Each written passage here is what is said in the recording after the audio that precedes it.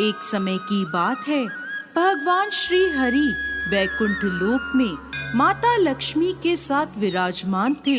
नारद मुनि नारायण नारायण कहते वहां पहुँचे। भगवान विष्णु और माता लक्ष्मी को प्रणाम किया।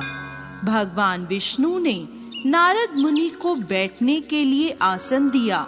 कुछ समय वहां बैठकर नारद मुनि प्रभु से आज्ञा लेकर चले गए।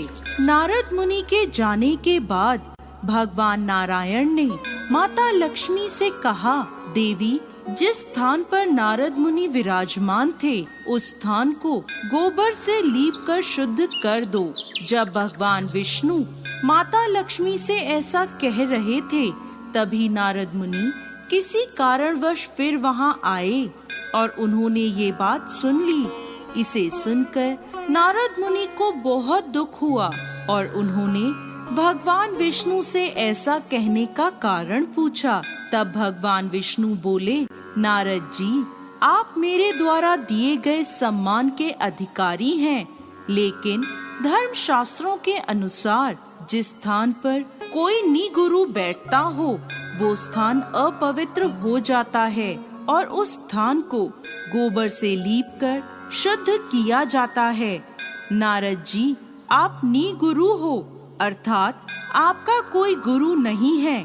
प्रभु की इस बात को सुनकर नारद मुनि बोले, प्रभु, आपकी बात सत्य है, लेकिन आप ही बताएं मैं अपना गुरु किसे बनाऊं?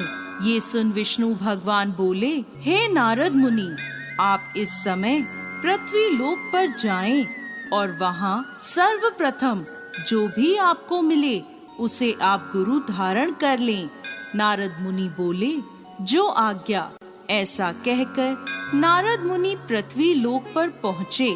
वहां पहुँचते ही उन्हें एक मछुआरा दिखाई दिया। उसे देखकर नारद मुनि वापस भगवान के पास आए और बोले, प्रभु, मुझे पृथ्वी पर एक मछुआरा मिला, लेकिन उसे गुरु मानने का मेरे पास कोई कारण नहीं है। वो तो कुछ भी नहीं जानता। मैं ऐसे कैसे उसे अपना गुरु मान सकता हूँ? भगवान बोले, नारद मुनि, आप अपनी बात से इनकार कर रहे हैं। आपने जैसा कहा था वैसा करें। नारद मुनि वापस पृथ्वी लोक पर पहुँचे और मछुआरे से बोले, मैं तुम्हें अपना गुरु बनाना चाहता हूँ।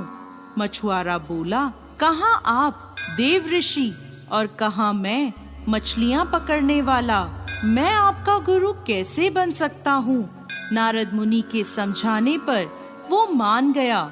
उसे गुरु बनाने के बाद नारद मुनि वापस भगवान विष्णु के पास पहुँचे और बोले, ये मैंने किसे गुरु बना लिया? ये मुझे क्या सिखाएगा? इसे खुद कुछ भी नहीं पता।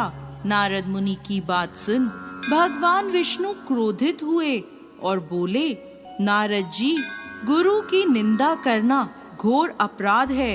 इसके लिए मैं आपको श्राप देता हूँ। इस अपराध के कारण आपको 84 लाख योनियों में घूमना पड़ेगा। विष्णु भगवान की बात सुनते ही नारद मुनि हाथ जोड़कर खड़े हो गए और बोले, प्रभु, मुझे क्षमा करें। ऐसा अपराध दोबारा नहीं होगा। प्रभु, मुझे इस श्राप से मुक्त होने का रास्ता बताएं। भगवान विष्णु बोले, जिसे आपने अपना गुरु बनाया है वही आपको इस श्राप से मुक्त होने का रास्ता बताएगा।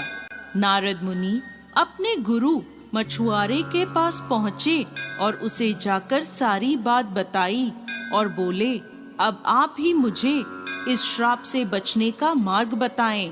तब मछुआरा बोला, आप धरती पर 84 लाख योनियों का चित्र बना दें, फिर उन चित्रों पर गोल गोल घूमकर भगवान विष्णु से जाकर अपने अपराध के लिए क्षमा मांगे और कहें कि आगे से आप कभी भी गुरु की निंदा नहीं करेंगे।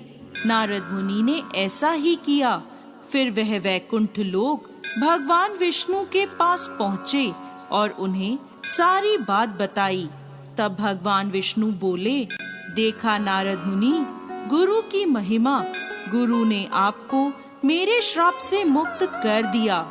नारद मुनि, गुरु की महिमा अपरंपार है। जो मनुष्य गुरु के कहे वचनों पर विश्वास करता है, उसका उद्धार निश्चित है। नारद मुनि ने भगवान श्री हरि विष्णु को प्रणाम किया और नारायण नारायण कहते वहां से चले गए।